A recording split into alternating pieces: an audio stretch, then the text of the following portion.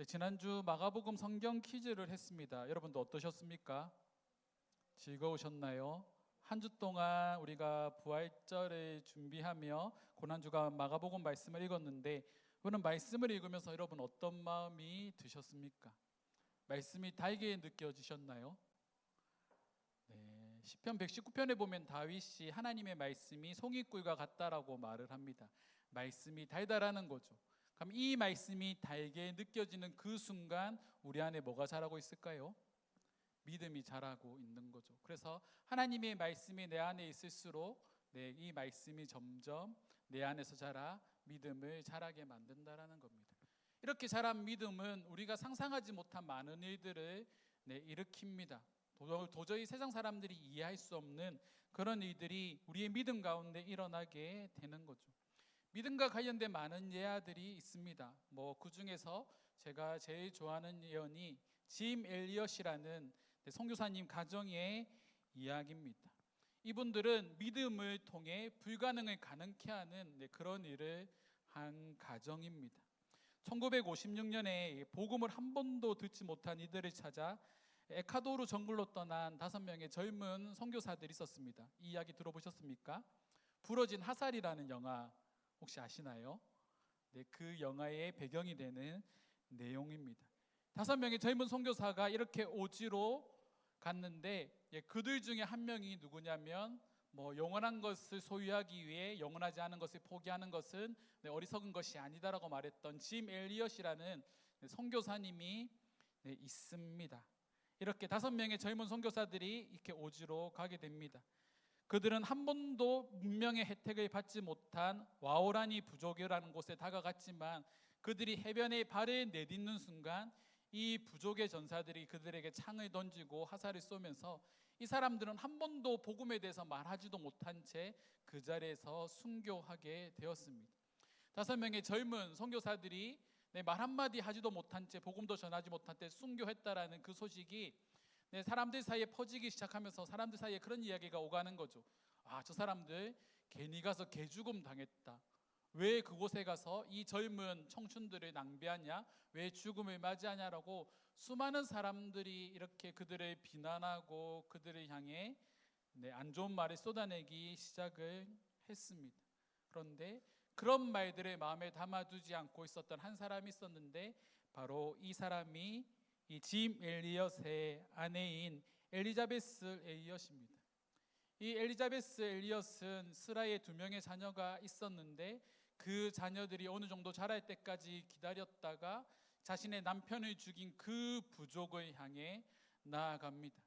그들에게 복음을 전해야 되겠다라고 생각하고 그 부족에게 나아간 거죠.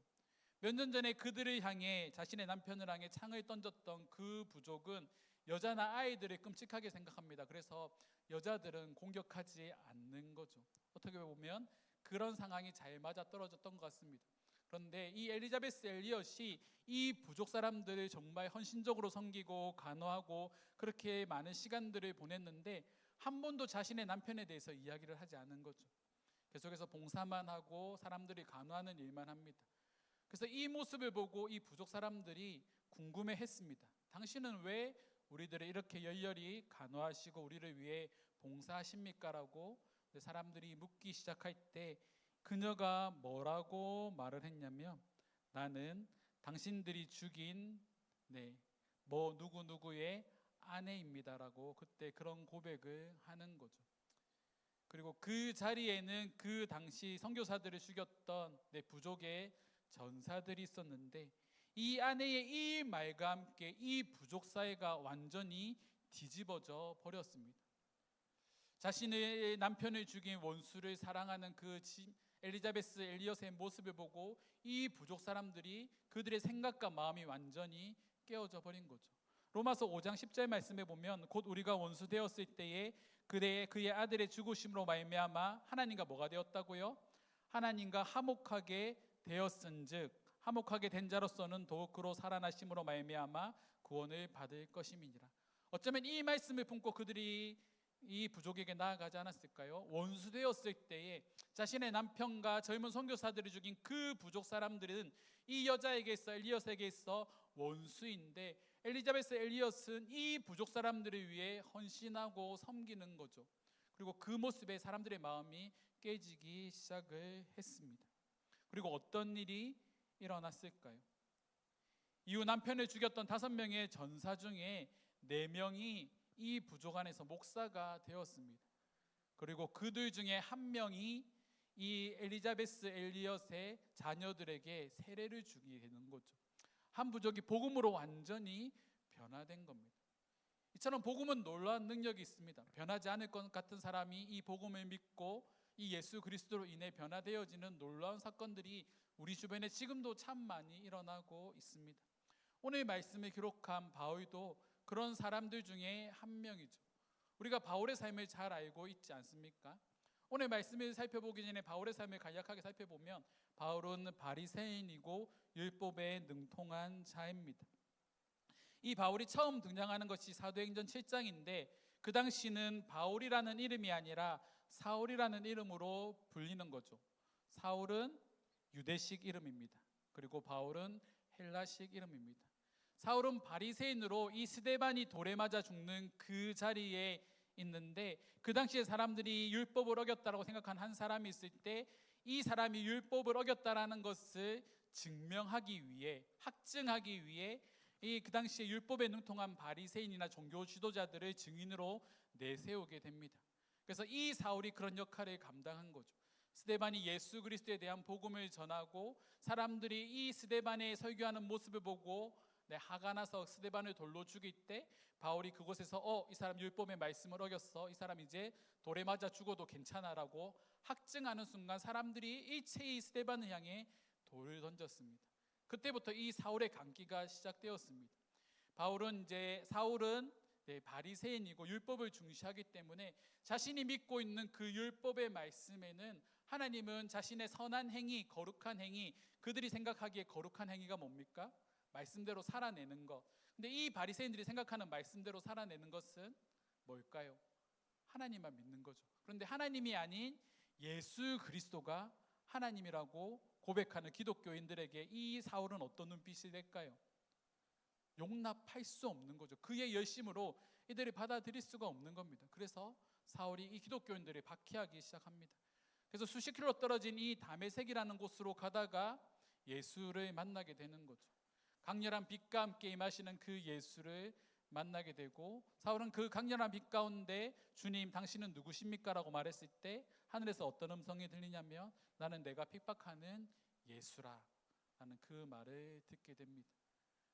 그리고 사울이 사람들의 손에 이끌려 사흘 동안 한 집에 머물게 되고, 그 사이 하나님께서는 아나니아라는 사람을 통해 이 사울에게 다가가서 사울의 병을 고쳐주라고, 눈을 뜨게 해주라고 말했지만 이 아나니아도 저 사람은 예수 믿는 사람들이 박해하는 사람인데 우리의 원수인데 그에게 다가갈 수 없습니다라고 말할 때 하나님은 그는 내가 이방에게 복음을 전하기 위해, 왕들에게 복음을 전하기 위해 택함 받은 나의 그릇이다 라는 이 말과 함께 사울에게 다가가게 되고, 이 사울을 위해 기도하고 안수할 때 사울의 눈에서 비늘 같은 것이 벗겨지며 그의 생각과 가치관이 완전히 변하게 되는 사건이 사도행전 7장 이후에 일어나게 됩니다.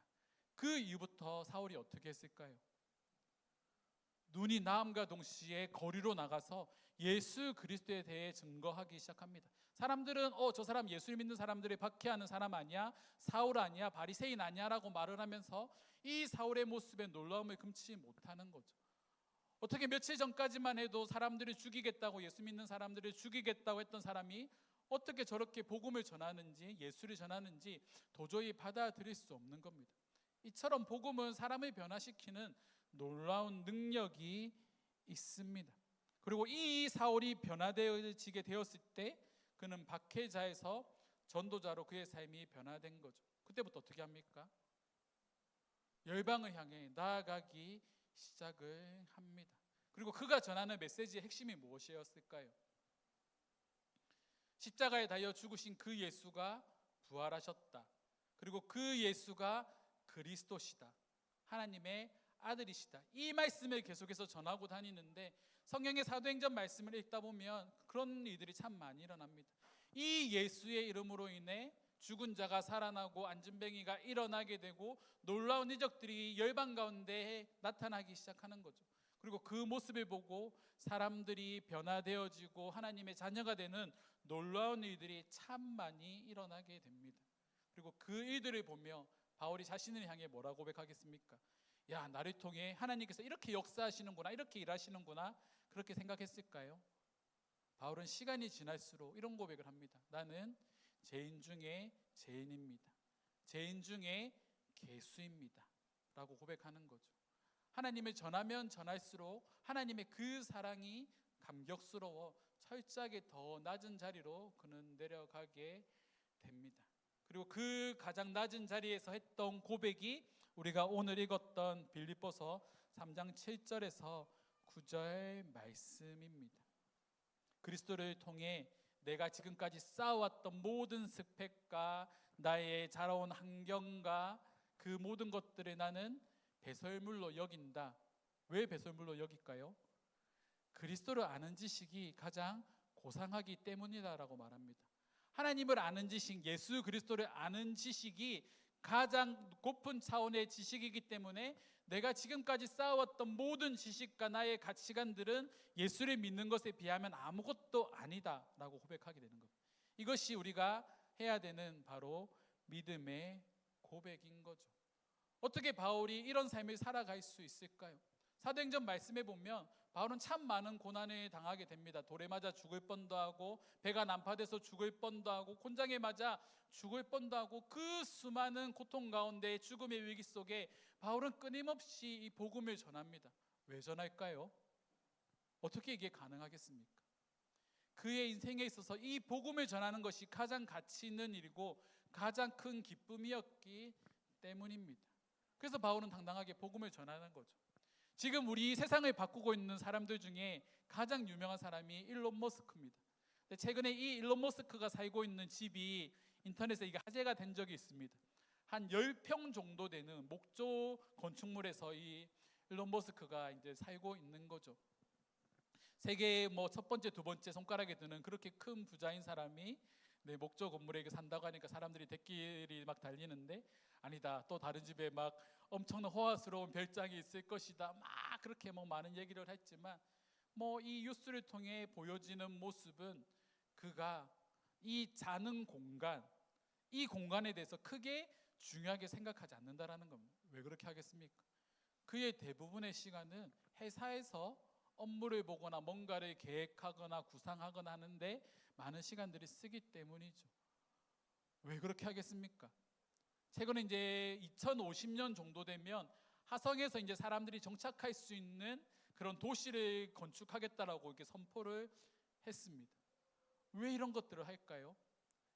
남들이 할 수 없다라고 말하는 것에 그가 그런 것들을 성취하고 하면서 얻는 그 즐거움이 이 일론 머스크의 삶을 움직이게 만드는 원동력이기 때문입니다.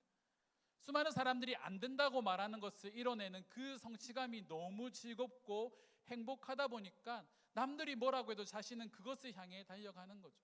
바울의 삶도 그와 동일한 것 같습니다. 예수를 믿는 삶, 예수를 전하는 삶이 가장 가치 있고 가장 즐거운 삶이기 때문에 사람들이 뭐라 말하는 건 중요하지가 않습니다. 그저 누가 나에게 뭐라고 말을 해도 그 말을 듣지 않고 예수 그리스도를 아는 지식을 가지고 가장 고상한 지식을 가지고 복음을 전하는 삶을 살아가는 것, 그 기쁨 안에 살아가는 것이 바울의 삶에 있어서 가장 큰 즐거움이라는 겁니다. 그것이 바울이 예수를 만나고 난 이후에 깨달은 삶이라는 거죠. 그래서 오늘 우리가 읽었던 본문 7절과 9절 말씀에 그런 말들을 쭉 나열하고 있지 않습니까? 내게 유익하던 것을 그리스도를 위하여 다 해로 여긴다. 내 주 그리스도를 아는 지식이 가장 고상한 것이다. 내가 그를 위하여 모든 것을 뭐하고요? 잃어버리고 모든 것을 다 잃어버려도 뭐라고 말합니까? 배설물로 여겨도 그 모든 것들이 다 포기하고 나서라도 지금 바울이 얻고자 했던 것은 그리스도, 예수만 있으면, 그리스도만 있으면 다른 것은 아무것도 문제되지 않는다라고 바울은 믿음으로 고백하고 있는 겁니다. 그리고 그 모든 것은 자신이 율법을 지킴으로 오는 것이 아니라 9절 말씀에 보면 예수 그리스도를 믿음으로 말미암은 것이니 곧 믿음으로부터 누구에게로부터 난 의라고요? 하나님께로부터 난 의라고 말을 하고 있습니다. 하나님께서 주신 마음이라는 거죠. 하나님께서 자신에게 선물로 주신 의라는 겁니다. 자신의 노력과 방법으로 율법을 행함으로 예수 믿는 사람을 박해하는 그것으로 얻은 의가 아니라 하나님께서 전적으로 주신 의라는 겁니다. 우리는 이것을 또 다른 말로 은혜라고 말하는 거죠. 이 은혜가 우리에게 임했다라는 겁니다. 여기서 해로 여긴다라는 말이 무슨 의미냐면 상업적으로 손실을 얻었다라는 뜻입니다. 자신이 쌓아왔던 그 모든 것을 한순간에 다 포기했다라는 거죠. 근데 정말로 바울은 자신이 쌓아왔던 모든 것들을 다 포기했습니다. 스펙과 학벌과 성공으로 갈 수 있는 소위 말하는 엘리트 코스를 다 밟아왔지만 이런 상업적 손실을 감당하고서라도 예수를 얻는 것이 가장 고상하다, 가장 높은 차원의 가치다라는 것을 깨달았기 때문에 그 길을 기쁨으로 걸어갈 수 있는 거죠. 그리고 바울이 고백하고 있는 예수를 아는 지식이라고 말했을 때 이거는 단순한 지식을 쌓는 것이 아니라 경험을 통해 쌓게 되는 지식입니다. 예수 그리스도와 함께 동행하는 삶을 살아가면서 이 예수의 깊이를 더 많이 깨닫게 되는 거죠. 우리는 사람들에 대해서 안다라고 이렇게 잘 말합니다. 특히 상담을 공부하신 분들이나 저 같은 목회자들은 사람들을 많이 만나다 보니까 이 사람들에 대해서 온전히 안다라고 말을 하는 거죠. 파악할 수 있어, 이해해, 이렇게 하라고 말합니다. 그런데 제가 그 사람의 온전한 것을 다 알 수 있을까요? 알 수가 없습니다. 결혼을 한다고 해서 남편에 대해서, 아내에 대해서 다 알 수 있습니까? 다 안다라고 착각하지만 모르는 것이 너무나도 많이 있습니다. 그런데 바울이 여기서 안다라고 고백하는 건 하나님께서 자신에게 임하신 이 강건한 은혜로 인해서 이 예수 그리스도를 아는 것이 그냥 지식적인 알미 아니라 우리의 마음속 깊이 새겨진 알미라는 거죠. 우리의 내면에 깊게 새겨진 알미이기 때문에 이 알미는 절대로 사라지지 않는 마음에 새겨진 알미라는 겁니다. 나의 노력과 방법으로 얻어낸 알미 아니라 하나님께서 강건적으로 우리에게 주신 은혜로 인해 하나님을 알게 되는 것, 그 알미 바울의 마음속에 새겨져 있다라는 겁니다. 그 알미 가장 가치 있는 알미며 최고의 기쁨이라는 거죠. 이 기쁨을 소유한 것이 바로 예수 그리스도께서 우리에게 주신 바로 은혜로 인해 주어진 삶이라는 겁니다. 우리는 신앙생활을 하며 이것을 회복할 필요가 있습니다. 여러분, 예수를 믿는 것이 기쁘십니까? 예수를 믿는 것이 즐거우십니까? 많은 사람들이 그런 생각을 할까요?